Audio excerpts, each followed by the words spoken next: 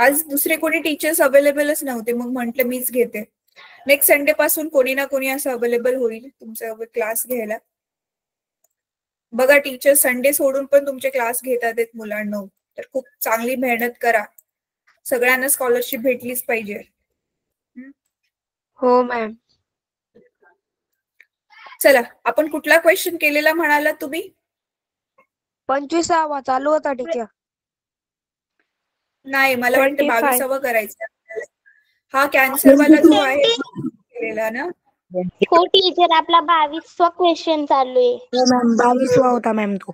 तेच 22वा करायचा आहे. टीचर ठीक आहे, चला. 22वा झाला होता, 20 चालू होता. 22वा झाला होता टीचर. ठीक आहे, करूयात पटकन होईल. नायट्रोजनचे इलेक्ट्रॉन संरूपण 2,5 आहे, म्हणून संयुजा डॅश आहे 3. 5 3. राईट. मग तो इलेक्ट्रॉन घेईल. येस, तर 3 करेक्ट आन्सर आहे. Correct teacher 3. बरोबर आहे. डॅश मध्ये एन कक्षा हीच संयुजा कक्षा असते. KLMN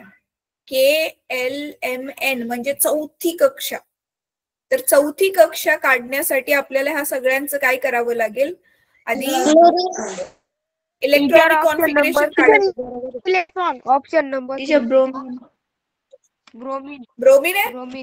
हो टीचर, ब्रोमीन. येस, क्लोरीनचा अणुअंक 17 आहे. ब्रोमीनचा किती आहे?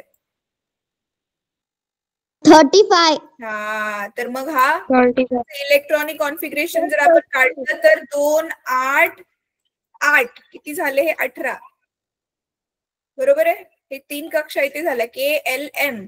आणि उरली किती? आता किती इलेक्ट्रॉन उरले मुलांनो? 35 मधून 18 गेले. किती उरले? अच्छा, 2, 8, 18. 2, 8, 18. मग हे तर किती झाले? 28 झाले ना टीचर. 17. एक मिनिट. 8 आणि 2 10. 10 आणि 18 किती? 28. 35 मधनं 28 गेले. किती उरले? 7 उरले. हा, तर शेवटच्या कक्षेत 7 इलेक्ट्रॉन आहेत. येस, शेवटच्या कक्षेत 7 इलेक्ट्रॉन आहेत. म्हणजे त्याला अजून एक इलेक्ट्रॉन पाहिजे अष्टक पूर्ण करण्यासाठी. आन्सर ब्रोमीन आहे. बरोबर, ठीक आहे. चला, हा प्रश्न आपण नव्हता केला, म्हणजे आपले 22-21 क्वेश्चन झालेले. मला आठवते, हा नव्हता केला आपण. चला पुढे. आता डॅश हा अणूचा मूलभूत रासायनिक गुणधर्म आहे. प्रोटॉन, संयुजा. न्यूट्रॉन. बाकीचे मी बोलू का? बाकीचे पार्टिकल्स आहेत. अणूच्या आतमधली जे आहेत ते पार्टिकल्स आहेत. अणूचे कण आहेत आतमधले. ते काय गुणधर्म नाहीयेत. गुणधर्म आहे संयुजा. सो येस, संयुजा इज द करेक्ट आन्सर. ठीक आहे. परत, अणूंच्या संयोग पावण्याच्या क्षमतेला डॅश म्हणतात. संयुजा. अणुअंक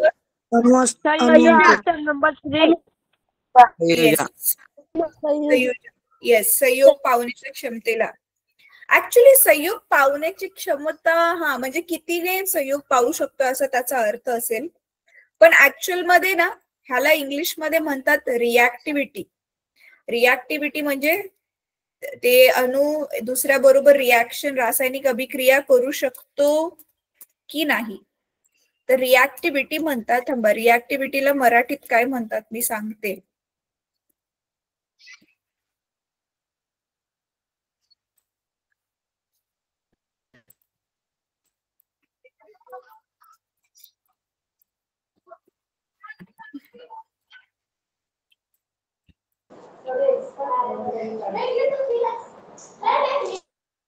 कोणाचा तरी माईक चालू. हा, रिॲक्टिव्हिटी, रासायनिक अभिक्रिया करण्याची क्षमता, त्याला रिॲक्टिव्हिटी म्हणतात. आता ह्याने तर गुगलने काय नीट दिलेलं नाहीये, पण ठीक आहे, तुमच्या पुस्तकामधून ना पुढे जाऊन हायर क्लासेस मध्ये कळेल रिॲक्टिव्हिटीचा अर्थ काय होतो. मॅम, रिॲक्टिव्हिटीचा अर्थ प्रतिक्रिया होते. हा, मग ते प्रतिक्रिया रॉंग आहे. ते मराठीतला मिनिंग सांगते, ते सायंटिफिक टर्म नाहीये.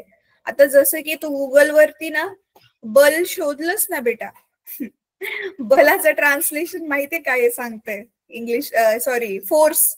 फोर्सला जर तू शोधलं तर फोर्सचं ट्रान्सलेशन ते सांगते सक्ती.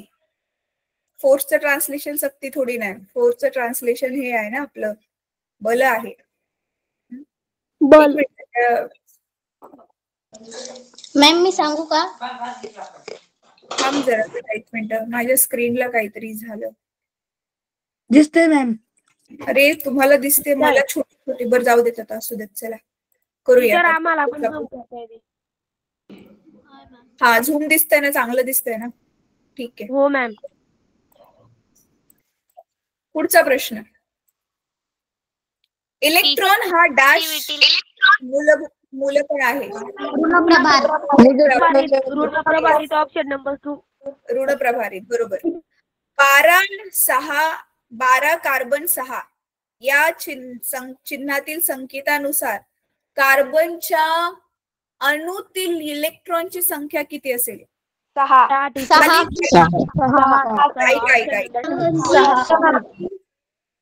वरती हा अणू वस्तुमानांक असतो, खाली अणु अंक असतो. तर कुठला पण मूलद्रव्य आपण दाखवताना इथे वस्तुमानांक असतो, इथे अणुअंक असतो, आणि हा जेवढा अणुअंक असेल तेवढीच त्याच्या आतमधल्या प्रोटॉनची किंवा इलेक्ट्रॉनची संख्या असते. तर 6 करेक्ट ऑप्शन आहे. So second option is correct. पुढे बघूयात.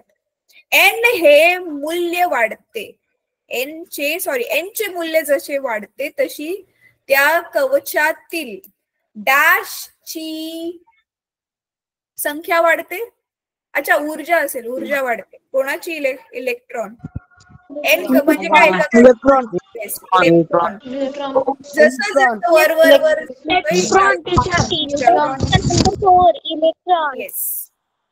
इलेक्ट्रॉन. ग्रीक तत्ववेत्ता डॅशने मूलद्रव्याच्या लहानात लहान कणांना ऍटम असे नाव दिले. कोणी नाव दिले? ऍटमचं बारकाईने घातलेलं. Option number 4.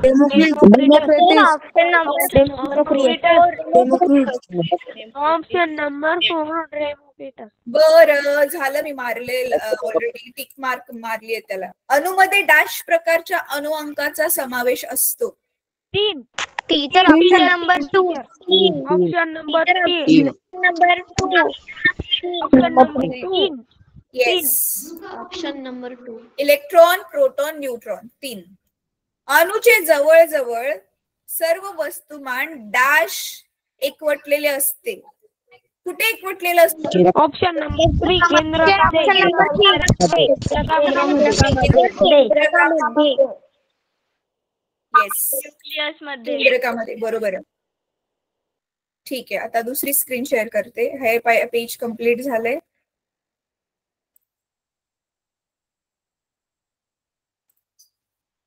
टीचर, आपण मगाशी बघितले ना की रिएक्टिव्हिटी म्हणजे काय?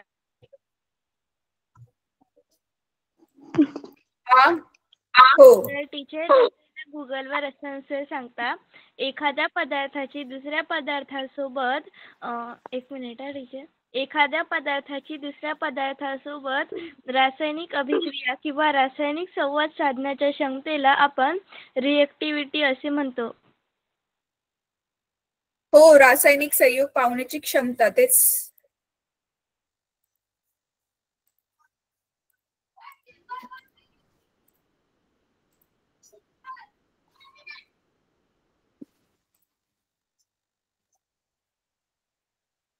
चला ठीक आहे, पुढचं पेज मी शेअर करते. Okay ma'am.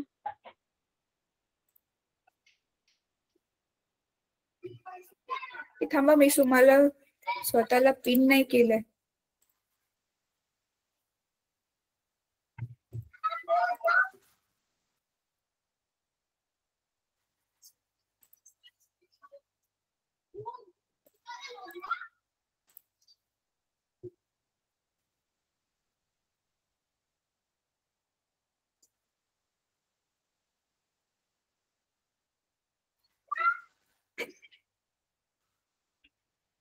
स्क्रीन दिसते? यस हो मॅम. विजिबल झाली स्क्रीन. हो टीचर. Yes ma'am. ठीक आहे, चला आता हे सोडूयात आपण.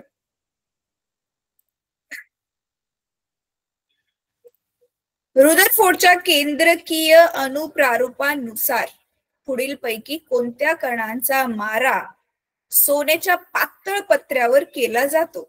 Alpha, beta, silver, gamma. Option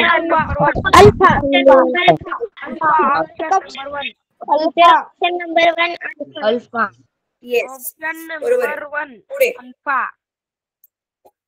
teacher. सन 1913 मध्ये डॅनिश वैज्ञानिक निल्स बोर मध्ये डॅनिश वैज्ञानिक निल्स बोर यांनी डॅश मांडले. स्थायी कक्षा अनुप्रारूप. स्थानिक कक्षा अनुप्रारूप ऑप्शन नंबर 4 टीचर. ठीक आहे, चलो गुड. गॉइटर या थायरॉइड ग्रंथीच्या आजारावरील उपचारांमध्ये डॅशचा उपयोग होतो. Cobalt 60. Teacher option number 3. Cobalt 60. Number 1. Option number 3. Option number 1. बरोबर, ऐका मी काय म्हणते. हा जो गॉइटर आहे ना, हा आयोडीनच्या कमतरतेमुळे होतो. हा आजार जो आहे, आपल्या मिठामध्ये आयोडीन नसेल. तुम्ही ऍडव्हर्टाइजमेंट बघितले का? मॅम मी सांगू? आयोडीन हे क्या बघितले? हा, तर आयोडीनच्या कमतरतेमुळे होतो, म्हणून आयोडीनच्या किरणांचा मारा करतात. ठीक आहे. No ma'am, cobalt 60. नाही टीचर. बेटा कोबाल्ट 60 आहे.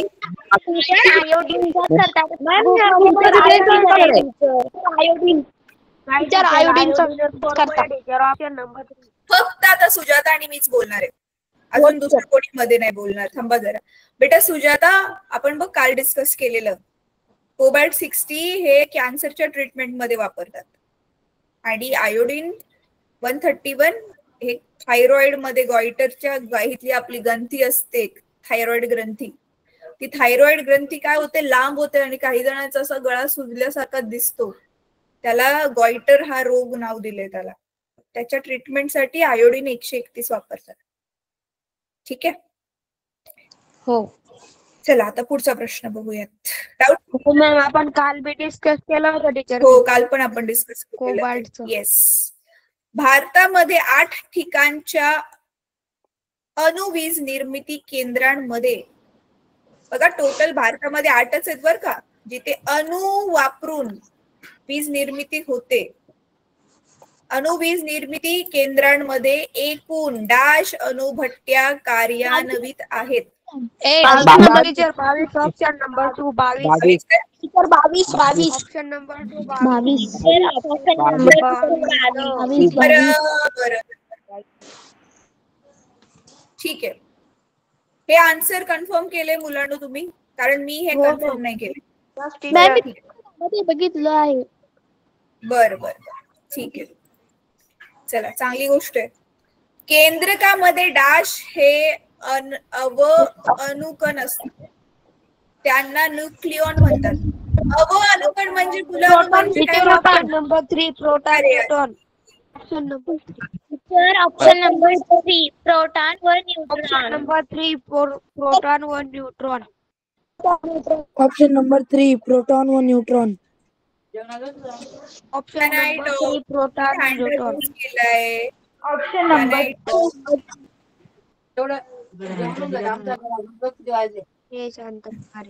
मी बोलू का आता? ऐका. Yes ma'am. अणुकण म्हणजे इंग्लिश मध्ये याला म्हणतात सब ॲटॉमिक पार्टिकल्स, म्हणजे ॲटमच्या आतमधले कण असं त्याला म्हणतात. आता ॲटमच्या आतमध्ये 3 प्रकारचे कण आहेत, इलेक्ट्रॉन, न्यूट्रॉन आणि प्रोटॉन. रुद्र म्यूट कर रे, तुझ्या मम्मीचा आवाज येतोय बहुतेक. तर प्रोटॉन, इलेक्ट्रॉन, न्यूट्रॉन हे 3 कण आहेत, पण केंद्रकामध्ये 2च कण आहेत ना. केंद्रकाच्या आतमध्ये काय आहे, न्यूट्रॉन आणि प्रोटॉन. तर मग आपला ऑप्शन आहे 3.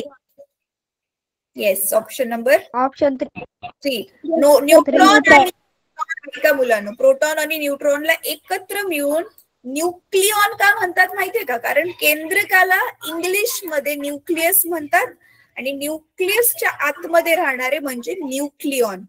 ठीक आहे, लॉजिक आहे जे नाव दिले त्याच्या मागे. न्यूक्लियस मध्ये राहणारे कण म्हणजे काय? न्यूक्लिऑन. रिपीट करा माझ्या पुढे, जिथे बोलायला पाहिजे तिथे बोलत नाही. चला पुढे. एल या कवचाची इलेक्ट्रॉन धारकता किती असते?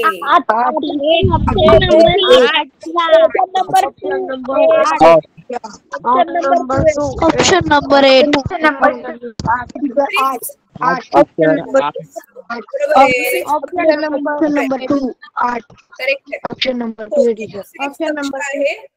दुसरीच कक्षा आहे त्याच्यामुळे मग तिथे 8च इलेक्ट्रॉन फिट होऊ शकतात. एक मिनिट हा मुलांनो, माझा फॅन ऑफ आहे आणि मला गरम व्हायला लागले. मी फॅन लावते, एक सेकंड. तुमच्या इकडे गरमी आहे का रे? नाही मॅम. No ma'am. थंडी आहे आमच्याकडे तर खूपच थंडी आहे टीचर. टीचर आमच्याकडे खूपच थंडी. हो टीचर, आमच्याकडे पण थंडी आहे. टीचर हिवाळा चालू आहे. चांगली गोष्ट आहे रे. इकडे फॅन लावावा लागतो, मग लाईट बिल जास्त येतं, ऊर्जा पण वाया जाते. म्हणजे वाया तर नाही जात पण वापरावी तर लागते. टीचर बिल जास्त येतं.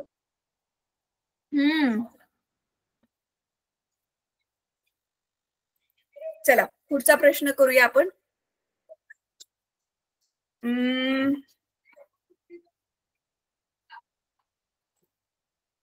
अणुकेंद्रकाभोवती प्रत्येक कवचात जास्तीत जास्त डॅश या सूत्राने मिळालेल्या संख्या इतके इलेक्ट्रॉन असू शकतात. काय होतं ते सूत्र?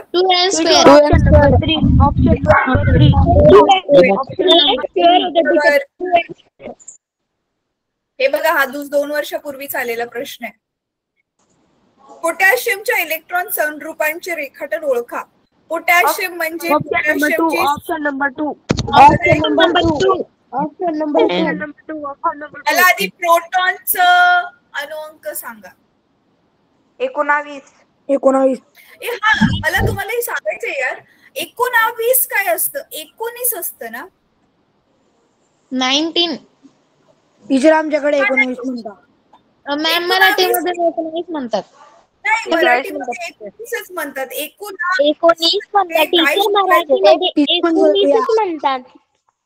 हा टीचर गावाकडच्या भाषेत 19 म्हणतात. 19 वर्ड मी पहिल्यांदा ऐकते. हा वर्ड शुद्ध हे गावाकडच्या भाषेत म्हणतात टीचर.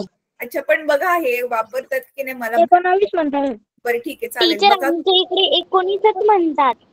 हा, ते 19च असतं. 19 म्हणतात. बरं ठीक आहे, चला. 19 मध्ये मग 2 आणि 8 बरोबर आहे. आणि 10 झाले, उरले किती? 9. टीचर 9. हा, मग हे 2 8 8 आणि उरला 1. बघा, इथे 2 आहेत, हे 8 आहेत, हे पण 8 आहेत आणि उरला 1. म्हणून करेक्ट आन्सर काय आहे? Option number 2. Option number 2.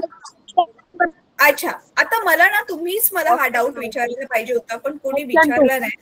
आपला हा जो सूत्र आहे 2n वर्ग, ह्यानुसार तर आपलं कसं पाहिजे? 2 8 आणि 18 पाहिजे ना?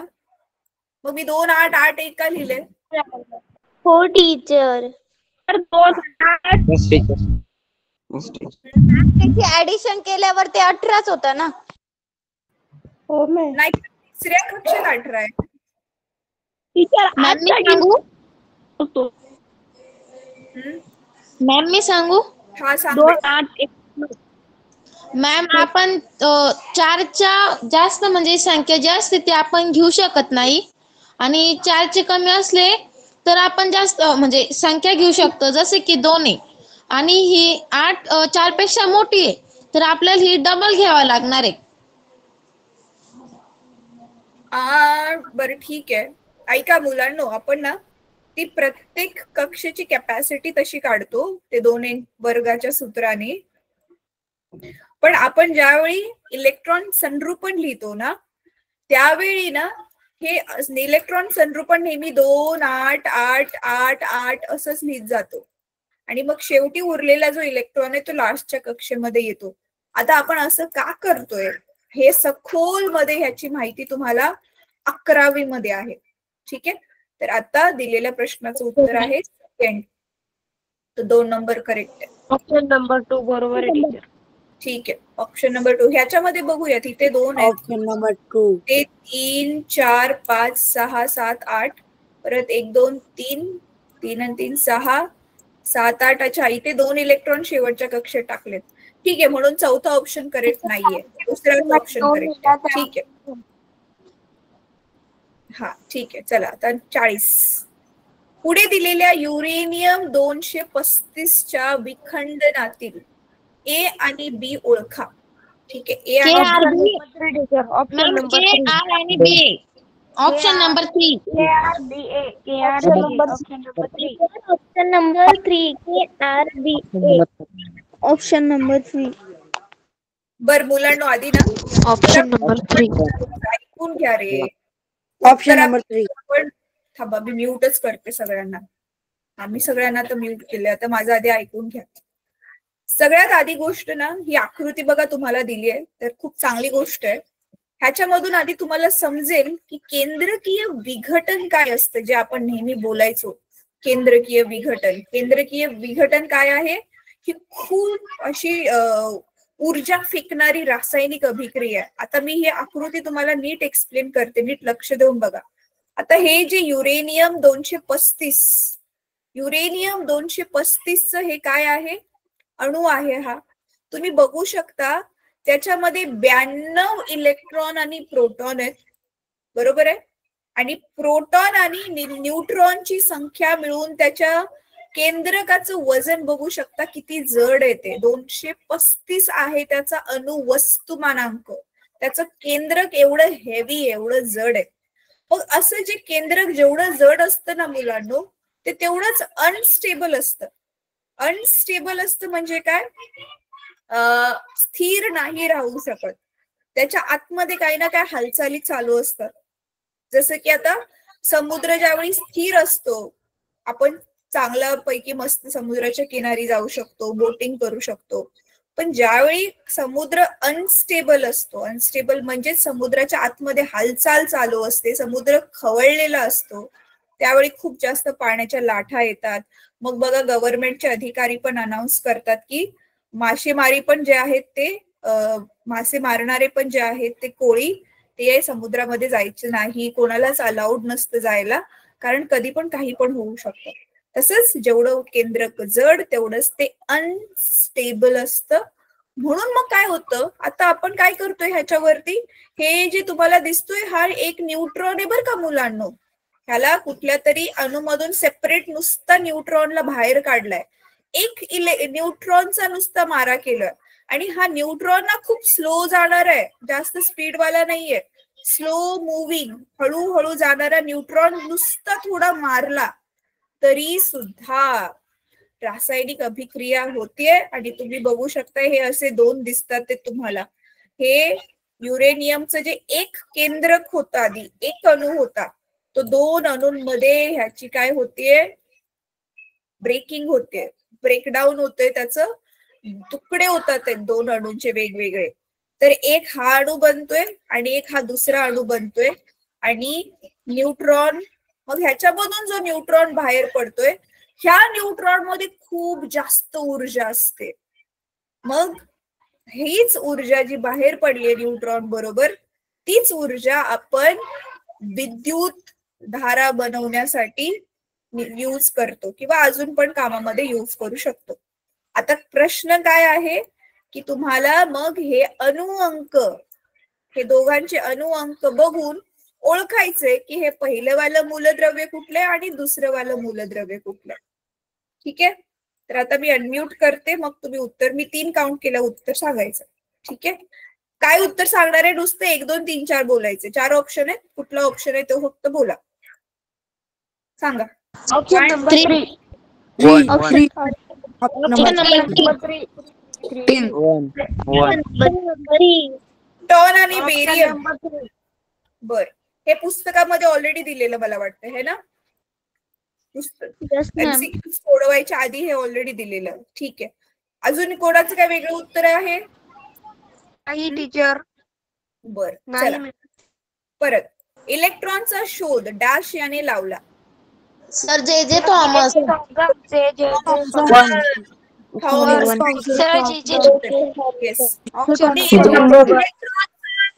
इलेक्ट्रॉनचं बारसं कोणी घातलं?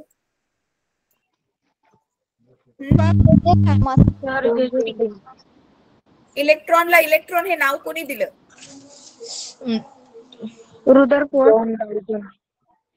फोडणे दिलं. हे काल आपण डिस्कस केलेलं ना? नाही, परवा जॉन डाल्टन. डाल्टनने नाव दिलंय. John Dalton.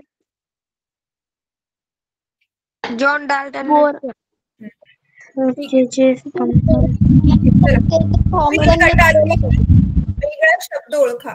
Helium, argon, neon, hydrogen. 3. 2 teacher. Hydrogen. ऐका, आता हायड्रोजन का उत्तर आहे? हायड्रोजन हे उत्तर का आहे आता मी तुम्हाला सांगते, नीट लक्ष देऊन ऐकून घ्या. हे जे हिलियम, ऑर्गॉन, निऑन आहेत ना, ही निष्क्रिय वायू मूलद्रव्य आहेत. इंग्लिश मध्ये ह्याला म्हणतात नोबल गॅसेस. निष्क्रिय वायू मूलद्रव्य म्हणजे काय? निष्क्रिय म्हणजे ते कोणाशीच रासायनिक अभिक्रिया करत नाहीत. का? रासायनिक अभिक्रिया तीच मूलद्रव्य करतात ज्यांची शेवटची जी संयोजक कक्षा आहे ती पूर्ण भरलेली नसते. म्हणजे त्यांची द्विक स्थिती किंवा अष्टक स्थिती पूर्ण नसते. राईट, म्हणजे त्यांच्या शेवटच्या कक्षेत इलेक्ट्रॉन जे पाहिजे ते पूर्ण नसतात. म्हणून मग ती रासायनिक अभिक्रिया करतात त्यांचं अष्टक पूर्ण करण्यासाठी. इलेक्ट्रॉनला देतात किंवा घेतात किंवा भागीदारी करतात. जसं सोडियम आहे, सोडियमच्या शेवटच्या कक्षेत 1 इलेक्ट्रॉन आहे, तो देऊन टाकतो. क्लोरीन आहे, क्लोरीनच्या शेवटच्या कक्षेत 7 इलेक्ट्रॉन आहेत म्हणून तो 1 इलेक्ट्रॉन घेतो. मग 8 इलेक्ट्रॉन बनतात, मग तो इलेक्ट्रॉन घेतो. तर आता argon, neon, krypton, xenon, radon, boron, helium, हे सगळी जी नावं मी घेतली ह्यांच्या शेवटच्या कक्षा पूर्ण भरलेल्या आहेत. संयोजक कक्षा पूर्ण भरलेल्या आहेत. मग ते म्हणतात मला काय गरज आहे इलेक्ट्रॉन द्यायची किंवा घ्यायची. मग ते कोणाशीच अभिक्रिया करत नाहीत, शांतपणे बसून राहतात. म्हणून त्यांना नोबल गॅसेस म्हणतात किंवा निष्क्रिय वायू मूलद्रव्य म्हणतात. तर दिलेली सगळी जी मूलद्रव्य आहेत ती निष्क्रिय वायू मूलद्रव्य आहेत. फक्त हायड्रोजन जो आहे तो निष्क्रिय वायू नाहीये. हायड्रोजन मध्ये फक्त 1च इलेक्ट्रॉन आहे, मग तो रासायनिक अभिक्रिया करतो दुसऱ्या मूलद्रव्यांशी. ठीक आहे, मग काय झाले का रे आपले आता एवढे? हा शेवटचा प्रश्न होता. हो मॅम. हो मॅम. ओके, ठीक आहे. बरं, मला आता सांगा ह्याच्या पुढचा, थांबा मी तुमचं पुस्तक बघते, तुम्हाला होमवर्क पण देते. आणि आपण थांबा, मी तुमच्यासाठी ना मराठीमध्ये मला चांगला व्हिडिओ भेटला तर व्हिडिओ पण चालवते, पण आधी होमवर्क देते तुम्हाला. तुमचं पुस्तक खोलले मी, पुढचा धडा कुठला आहे बघते.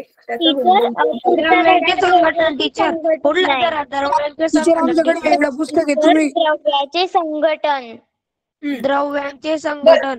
बरं मला सांगा दीपिका मॅम, मी हा धडा तुमचा पूर्ण केलाय का? नो. नाही केला पूर्ण टीचर, थोडाच राहिलाय. बरं ठीक आहे, मग आपण ना द्रव्याचे संघटन घेऊया नेक्स्ट क्लासमध्ये. तोपर्यंत तुमचा दीपिका मॅम शिकवून पूर्ण करतील हा धडा. तर द्रव्याचे संघटन मध्ये काय करायचंय तुम्हाला? पुस्तक वाचा, व्यवस्थित प्रिपेअर करा. आणि प्रश्न पुस्तक तुमच्याकडे जे पण पुस्तक तुमच्याकडे आहे त्याच्यातले प्रश्न स्वतःहून न बघता ट्राय करा सोडवायला, पेन्सिलने सोडवा. आणि मग ज्यावेळी आपण ऑनलाईन क्लास घेऊ मग तुम्ही ट्राय करा की तुमची उत्तरं बरोबर आहेत, म्हणजे चेक करा तुमची उत्तरं बरोबर आहेत की चुकीचे आहेत. ठीक आहे, तर द्रव्य इंटरेस्टिंग चॅप्टर आहे.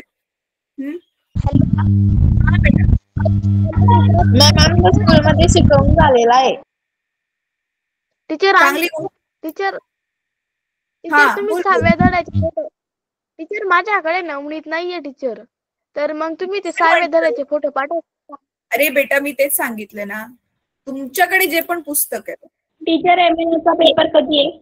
NMMS चा पेपर ना 22 डिसेंबरला आहे.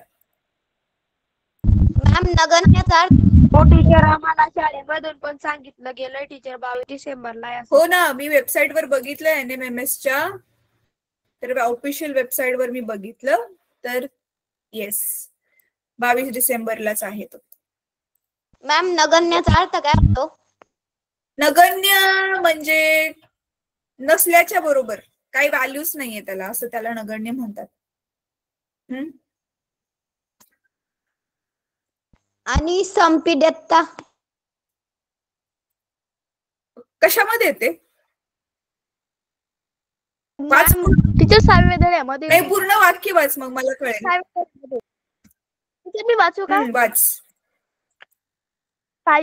स्थायूंना ठराविक आकार व आकारमान प्राप्त होतात. तसेच उच्च घनता व असंपीडता हे गुणधर्म प्राप्त होतात. अच्छा, संपीडता म्हणजे काय? स्थायूंना ना तुम्ही दाबून छोट नाही करू शकत. संपीडता म्हणजे ना त्याला, आता जसं की तुमच्या घरी कोणाकोणाच्या, थांबा मी हात खाली करते, तुमच्या घरी ना कोणाकोणाच्या घरी हे आहे, गॅस सिलेंडर आहे. गॅस सिलेंडर कोणाकोणाकडे आहे घरी? ठीक आहे. तर तुम्ही बघितलं असेल मुलांनो, सिलेंडर मध्ये कुठला गॅस भरतात? LPG, liquefied petroleum gas. तो ऍक्च्युअली गॅस आहे, पण तो खूप दाबाखाली भरत जातात. मग काय होतं, ते गॅसचे जे लांब लांब मॉलिक्युल्स होते ना, कण होते, ते जवळ येतात आणि त्याच्यामुळे तो गॅस काय होतो, वायू पासून तो द्रवामध्ये कन्वर्ट होतो. सिलेंडर मध्ये ते द्रव रूपामध्ये. मग जसं आपण ते गॅसचं टॅप ओपन करतो, थोडीशी जागा गॅसला बाहेर यायला, मग पुन्हा मग ते मॉलिक्यूल जे वायूचे कण लांब लांब गेलेले, जवळ आलेले, ते लांब लांब होतात आणि मग काय होतं, तो परत लिक्विड पासून म्हणजे द्रवापासून गॅस मध्ये कन्वर्ट होतो. म्हणजे आपण काय केलं ऐका, म्हणजे आपण द्रवाला काय केलं, द्रवाला आपण दाबलं, वायूला आपण खूप खूप दाबाखाली दाबत त्याला भरलं, मग तो द्रवामध्ये कन्वर्ट झाला. तर स्थायूमध्ये हा स्कोपच नाहीये. स्थायूचे ऑलरेडी कण खूप खूप जवळ चिटकून जवळ असतात, त्याला आपण किती अजून दाबणार. म्हणून तो काय शब्द होता तो, त्याला इंग्लिशमध्ये म्हणतात इनकॉम्प्रेसिबल. इनकॉम्प्रेसिबल म्हणजे त्याला आपण कॉम्प्रेस नाही करू शकत, दाबू नाही शकत, असा त्याचा अर्थ आहे. ठीक आहे, थांबा आता व्हिडिओ बघूया, मग आपण आपला क्लास आज संपू. Yes ma'am. Okay ma'am. त्या दिवशी तुम्ही जो मूवी बघितलेला आवडला का रे तुम्हाला? हो मॅम. टीचर मी टीचर मी तो मूवी पहिलेच बघितलेला होता. टीचर टीव्ही मध्ये पण लागला होता. टीचर मी तो मूवी पहिलेच बघितलेला होता. टीचर परवा टीव्हीवर चालू होता. टीचर काल अच्छा, कुठला टीव्हीवर movie चालू होता? होता. टीचर मी तो मूवी पहिलेच बघितला टीचर परवा होता. तीच मूवी टीव्हीवर चालू होती आणि मी आधी पण बघितलेली होती. मी पण बघितलेली होती टीचर आधी. मी पण बघितलेली होती टीचर आधी पण. आणि ठीक आहे ना, सगळ्यांबरोबर बघायला जास्त मजा येते ना. हो टीचर. चला ठीक आहे, आता मी व्हिडिओ बघते, लावलाय, शेअर करते स्क्रीन. मॅम मूवी बघायला माझ्या बरोबर माझी मम्मी पण होती, तेव्हा आपण सगळे बघत होतो ना तेव्हा. हो.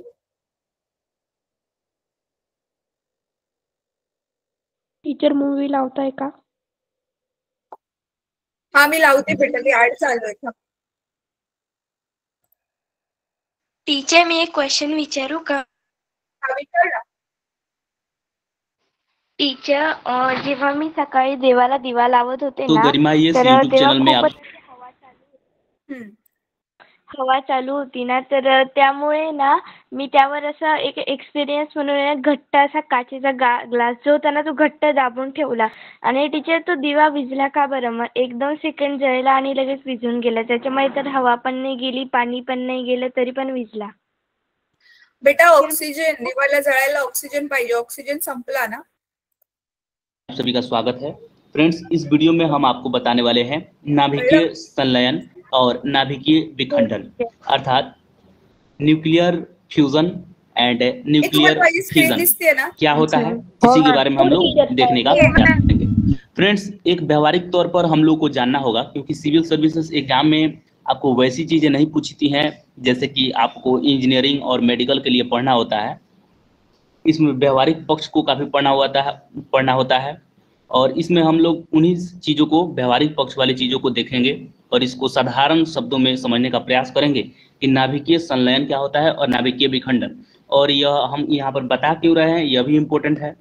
अब नाभिकीय संलयन का जो यह बात है, केवल यह नाभिकीय संलयन हमारा इम्पोर्टेंट था, इसको बताने के लिए सोचा कि मैं यह भी बताते चलूँ, इसको भी छोड़ना मैं अनुचित नहीं समझा। आइए थोड़ा सा हम लोग यहाँ पर एक फिगर बनाया है, थोड़ा सा देख लीजिए फ्रेंड्स। जब हम बात करेंगे नाभिकीय संलयन की, तो फ्रेंड्स ये याद रखिएगा कि दो चीजें मिलेगी और एक नए चीज का निर्माण करेगी। दो चीजें मिलेगी और एक नए चीज का निर्माण करेगी, तो उसको हम लोग नाभिकीय। मुलांनो थांबा, मला हा व्हिडिओ इंटरेस्टिंग नाही वाटत आहे, मी दुसरा लावते।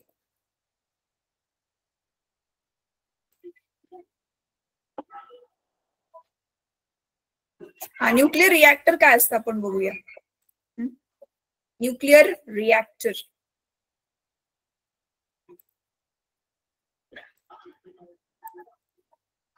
ओके टीचर, लाओ। पर एक फुल डिटेल वीडियो में आगे बढ़ने से पहले कुछ जरूरी बातें। इस वीडियो में मैं आपको वो सभी जानकारी दूंगा जो मैं अपने शॉर्ट्स वीडियो में कवर नहीं कर। डबल आवाज का येतोय? कोणाचा तरी माइक ओपन आहे। दर्शन, माइक म्यूट बंद कर पाया। उसके बाद मैं न्यूक्लियर पावर प्लांट की वर्किंग और आपके उससे जुड़े हुए सभी सवालों का जवाब भी दूंगा। तो चलिए बढ़ते हैं आगे। चलो सबसे पहले बात करते हैं न्यूक्लियर फिशन की खोज करने वाले वैज्ञानिक ओटो हान के बारे में। ओटो हान से पहले वैज्ञानिकों की कम्युनिटी में यह माना जाता था कि एटम के टुकड़े नहीं किए जा सकते, पर ओटो हान ने कर दिए, इसीलिए इतिहास में उन्हें इतना ऊंचा दर्जा दिया गया है। केमिस्ट्री में डॉक्टरेट करने के बाद ओटो हान लंदन चले गए। वहां पर वो एक कॉलेज में प्रोफेसर के तौर पर काम करने लगे, जहां उन्हें रेडियो एक्टिविटी में इंटरेस्ट आने लगा और उन्होंने रेडियो एक्टिविटी में स्पेशलाइजेशन करने का डिसाइड कर लिया। फिर वो मॉन्ट्रियल चले गए, जहां उन्होंने रदरफोर्ड के साथ काम किया। रदरफोर्ड को तो आप जानते ही होंगे, फादर ऑफ न्यूक्लियर फिजिक्स। कुछ साल काम करने के बाद वो जर्मनी वापस आ गए, जहां पर उन्हें डिपार्टमेंट ऑफ रेडियो केमिस्ट्री का हेड बना दिया गया। यहाँ पर उनकी मुलाकात लीजा माइटनर से हुई, जो एक थ्योरेटिकल फिजिसिस्ट थी। उन्होंने लगभग 30 साल एक साथ काम किया और वो न्यूक्लियर फिशन की डिस्कवरी करने ही वाले थे, तभी एंट्री हुई एडोल्फ हिटलर की, जिसने पकड़ कर जूइश लोगों को मारना शुरू कर दिया और लीजे माइटनर को अपनी जान बचाने के लिए जर्मनी को छोड़ना पड़ा। इन्हीं सब घटनाओं के बीच हेनरी बेक्यूरेल ने दुनिया को बताया कि uranium 235 radio active emission produce कर रहा है। इन्हीं के नाम पे रेडियो एक्टिविटी की यूनिट बेक्यूरेल रखी गई है। फिर एंट्री होती है रदरफोर्ड की। उन्होंने ये खोज निकाला था कि एटम का सारा मास उसके न्यूक्लियस में इकट्ठा होता है, जिसके चारों तरफ नेगेटिवली चार्ज इलेक्ट्रॉन चक्कर लगाते हैं। उन्होंने ये भी पता लगाया कि न्यूक्लियस के द्वारा दिया जाने वाला रेडिएशन 3 चीजों से मिलकर बना था, जिनमें से 2 पार्टिकल का नाम उन्होंने अल्फा और बीटा रखा और तीसरा था इलेक्ट्रोमैग्नेटिक गामा रेडिएशन। रदरफोर्ड ने गामा रेडिएशन की वैल्यू तो पता लगा ली, लेकिन वो उसकी उत्पत्ति के कारणों का पता नहीं लगा पाए। इसके बाद एंट्री होती है एल्बर्ट आइंस्टाइन की, जिन्होंने E=mc² की इक्वेशन देके कहा कि एनर्जी और मास दोनों एक ही चीज हैं और वो एक दूसरे में परिवर्तित भी हो सकती हैं। उनकी इक्वेशन के अनुसार अगर लाइट की स्पीड के स्क्वायर को मास के साथ मल्टीप्लाई किया जाए तो वो एटम से निकलने वाली एनर्जी के बराबर होगा। उन्होंने ये भी बताया कि यूरेनियम एटम का थोड़ा सा मास एनर्जी में परिवर्तित हुआ होगा। इन सभी घटनाओं के बीच में ओटो हान ने एक एक्सपेरिमेंट किया। उन्होंने यूरेनियम 235 पर न्यूट्रॉन की बारिश कर दी और सोचा कि इससे उन्हें रेडियम मिल जाएगा। लेकिन यहाँ पर एक कमाल की चीज हुई, उन्हें रेडियम तो नहीं मिला, लेकिन जो मिला वो भी बहुत काम का था। उन्हें मिला बेरियम और क्रिप्टन। लेकिन कमाल की बात यह थी, बेरियम और क्रिप्टन का टोटल मास यूरेनियम के मास से कम था। तो आखिर हे बघितलं काय केलं त्यांनी? हो मॅम। युरेनियमचं काय मिळालं त्यांना? बेरियम आणि क्रिप्टन। आताच्या एका प्रश्नाचं आपलं हेच उत्तर होतं ना? हो टीचर। म्हणजे युरेनियम दोघांमध्ये डिवाइड झाला, पण मग ज्या 2 घटकांमध्ये तो डिवाइड झाला त्या दोघांना ऍड करून जेवढं वस्तुमान येतंय तेवढंच युरेनियमचं पण वस्तुमान पाहिजे ना, पण नाही मिळालं इक्वल। मग थोडं वस्तुमान गायब झालेलं होतं, कुठे गेलं मग उरलेलं वस्तुमान? मग तेच आता सांगतात येत बघा. एक बड़े न्यूक्लियस के टूटने पर दो छोटे न्यूक्लियस बनने के बाद मास कैसे कम हो गया? उन्होंने लीजा माइटनर को एक पत्र लिखा. पत्र के जवाब में लीजा माइटनर ने बताया क्योंकि यूरेनियम का न्यूक्लियस बहुत बड़ा था तो न्यूट्रॉन के टकराने पर वो डिस्टर्ब हो गया और प्रोटॉन दो गुटों में बट गए और क्योंकि उनका चार्ज एक समान था तो वो एक दूसरे से अलग होने की कोशिश करने लगे, जिसके परिणाम स्वरूप यूरेनियम के न्यूक्लियस के टूटने के बाद खोया हुआ मास बदल गया ऊर्जा में. लीजा माइटनर की थ्योरी पर बाकी वैज्ञानिकों ने भी मोहर लगा दी. 1944 में ऑटो हान को कशात कन्वर्ट झालं उरलेलं मास, उरलेलं वस्तुमान?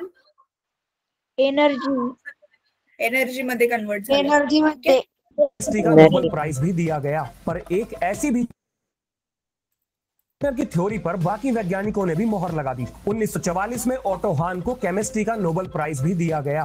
पर एक ऐसी भी चीज थी जिस पर उनका ध्यान नहीं गया था. यूरेनियम 235 के न्यूक्लियर फिशन होने पर एनर्जी के साथ साथ उसने 3 न्यूट्रॉन भी दिए थे और ये न्यूट्रॉन अपने आसपास के यूरेनियम एटम से टकराकर और ज्यादा एनर्जी रिलीज कर रहे थे, जिसे चेन रिएक्शन का नाम दिया गया. इसके बाद कळतंय चेन रिएक्शन म्हणजे काय? त्या रिएक्शन मध्ये बेरियम आणि क्रिप्टॉन हे दोन बनलेच, पण इलेक्ट्रॉन पण बाहेर पडलाय आणि मग तो बाहेर पडलेले इलेक्ट्रॉन अजून तिथे जे दुसरे युरेनियम आहेत तुटलेले नव्हते जे त्याच्यावर आदळून परत म्हणजे रिएक्शन होतच चालले. एक न्यूट्रॉन आला, एक न्यूट्रॉनचा मारा केल्यावरती बेरियम बनलं, क्रिप्टॉन बनलं, 3 न्यूट्रॉन बनले. ते 3 न्यूट्रॉन अजून 3 युरेनियम वर पडतील. त्या 3 युरेनियम मधून ब्रेक झाल्यावर अजून 9 पडतील. परत 9 नंतर किती पडतील मुलांनो? 9 त्रिक 27. असं पुढं अशी हीच चेन रिएक्शन आणि हीच अणुबॉम्ब मध्ये यूज होते. अणुबॉम्ब एवढा का असतो, त्याच्यामध्ये एका मागोमाग एक, एका मागोमाग एक अशा खूप साऱ्या रिएक्शन घडत जातात आणि मग टोटल ऊर्जा जी बाहेर पडते ती ह्या सगळ्या चेन रिएक्शन्सची मिळून ऊर्जा असते. चेन रिएक्शन, चेन म्हणजे काय?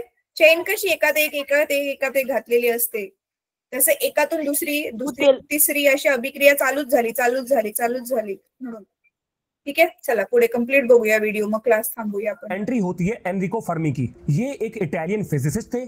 इन्होंने दुनिया का पहला फिशन रिएक्शन को कंट्रोल करने वाला रिएक्टर बनाया था जिसका नाम था शिकागो पाइल 1. न्यूक्लियर फिशन को कंट्रोल करने की भनक हिटलर को लग गई और उसने अपने वैज्ञानिकों को एटम बॉम्ब बनाने के लिए आदेश दे दिए, जिसके परिणाम स्वरूप हंगेरियन फिजिसिस्ट एल्बर्ट आइंस्टाइन के पास जाके अपनी चिंता व्यक्त करते हैं. उनका ऐसा मानना था हिटलर द्वारा बनाया गया एटम बॉम्ब पूरी मानवता के लिए सबसे बड़ा खतरा होगा. मौके की नजाकत को भांपते हुए एल्बर्ट आइंस्टाइन ने तब के यूएस प्रेसिडेंट रूजवेल्ट को एक पत्र लिखा जिसमें उन्होंने अमेरिका को जर्मनी से पहले एटम बॉम्ब बनाने के लिए कहा. फिर क्या था, रूजवेल्ट के आदेश पर लाखों इंजीनियर्स की टीम इकट्ठी की गई और वैज्ञानिकों की मदद लेकर उन्होंने कुछ ही महीनों में एटम बॉम्ब तैयार कर लिया. एटम बॉम्ब बनने के बाद अमेरिका ने 16 जुलाई 1945 में न्यू मैक्सिको में धमाका करके इसकी जानकारी पूरी दुनिया को दे दी. पर पैसिफिक ओशन में जापान ने अमेरिका का मार मार के भाता बना रखा था. जापान को कंट्रोल करने के लिए अमेरिका ने 6 और 9 अगस्त 1945 में जापान के हिरोशिमा और नागासाकी पर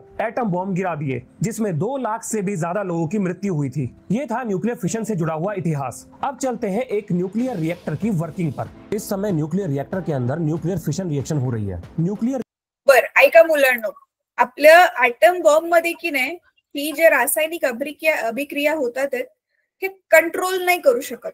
आणि न्यूक्लियर रिएक्टर काय असतात, एक अशी बनवलेली जागा ज्याच्यामध्ये ह्या रिएक्शन्सला आपण कंट्रोल करू शकतो, आपल्याप्रमाणे त्यांना चालवू शकतो. आता बघूया पुढे काय होते. रिएक्टर के अंदर होने वाली फिशन रिएक्शन में सिर्फ एक ही न्यूट्रॉन को रिएक्शन कंटिन्यू करने के लिए अलाउ किया जाता है. जब यूरेनियम, बेरियम और क्रिप्टन में टूटता है तो उससे निकलने वाले 3 न्यूट्रॉन में से 2 न्यूट्रॉन को कंट्रोल रोड्स एब्जॉर्ब कर लेती हैं ताकि रिएक्शन अनकंट्रोल्ड वे में ना हो जाए. अगर ऐसा हुआ तो न्यूक्लियर रिएक्टर ब्लास्ट कर जाएगा. यहाँ से आपको मोटा कळलं. पहिल्या रिएक्शन मधून जे 3 न्यूट्रॉन बाहेर पडले त्या 3 न्यूट्रॉन पैकी तिथे एक असं मटेरियल असतं जे 2 न्यूट्रॉनला शोषून घेतं. मग एकच न्यूट्रॉन पुढे जाऊन दुसऱ्या युरेनियमवर आढळतो. मग परत तिकडच्या अजून म्हणजे एकच न्यूट्रॉन एकाला कंट्रोल करत जातो. एका वेळी मग एकच रिएक्शन होते. 3 युरेनियम वरती 3 न्यूट्रॉन आढळत नाहीयेत, एकच न्यूट्रॉन आढळतोय म्हणून ही कंट्रोल असते. जर 3 आढळायला लागले तर न्यूक्लियर रिएक्टर जे आहे ते काय होईल, ब्लास्ट होईल. मोटा रिएक्टर का आइडिया लग जाएगा. देखिए यहाँ से कूलेंट की एंट्री होगी. ये कूलेंट क्या हो सकता है? ज्यादातर केसेस में D2O को कूलेंट की तरह इस्तेमाल किया जाता है. इसको रिएक्टर शील्ड बोलते हैं. ये शील्ड लेड की बनी हुई है. इस शील्ड का काम है रिएक्टर के अंदर से हार्मफुल रेडिएशन को बाहर निकलने से रोकना. अब आते हैं ग्रेफाइट कोर पर. ये सारा हिस्सा ग्रेफाइट कोर का है. Graphite core as a moderator काम करता है. ग्रेफाइट चेन रिएक्शन में प्रोड्यूस होने वाले न्यूट्रॉन की गति को कंट्रोल करता है, जिससे अल्टीमेटली रिएक्शन की गति कंट्रोल होती है. और यहाँ पर भरा है आपका न्यूक्लियर फ्यूल. और इस रिएक्टर के चारों तरफ 5 फीट कंक्रीट की मोटी दीवार बनाई गई है, जिसे कंक्रीट शील्ड भी कहा जाता है. रिएक्टर फ्यूल के बीच में कंट्रोल रोड्स को डाला गया है. इनका काम है रिएक्शन को कंट्रोल करना. न्यूक्लियर फिशन में प्रोड्यूस होने वाले एक्स्ट्रा न्यूट्रॉन को ये एब्जॉर्ब कर लेती है. चलिए बताता हूँ आपको कौन कौन सा मटेरियल कंट्रोल रोड्स में इस्तेमाल होता है. ज्यादातर हम बोरोन, कैडमियम, सिल्वर, हैफनियम और इंडियम का इस्तेमाल करते हैं. इन मटेरियल की खास प्रॉपर्टी ये है कि ये न्यूट्रॉन को. बरं ऐका, आता एवढं डिटेलची गरज नाहीये मुलांनो. हे पुढं रिएक्टर, न्यूक्लियर रिएक्टर काय आहे, आतमध्ये काय होतंय हे तुम्हाला हायर क्लासमध्ये असेलच. तरी पण तुम्ही इंटरेस्टेड असाल तर ह्या व्हिडिओची लिंक मी तुमच्या ग्रुपमध्ये टाकते. तुम्ही हवं तर तुम्हाला बघू शकता. ठीक आहे. बाकी मेन जे सांगायचं होतं तुम्हाला की हे अणुबॉम्ब वगैरे कसे होतात आणि काय होतंय ते जेवढं मला एक्सप्लेन करायचं होतं तेवढा पार्ट तुम्ही बघितला. ठीक आहे. चला आता टाइम झालेला आहे, 25 झाले, 5 मिनिट एक्स्ट्रा झाले आपले. एंड करायचा क्लास. हो टीचर.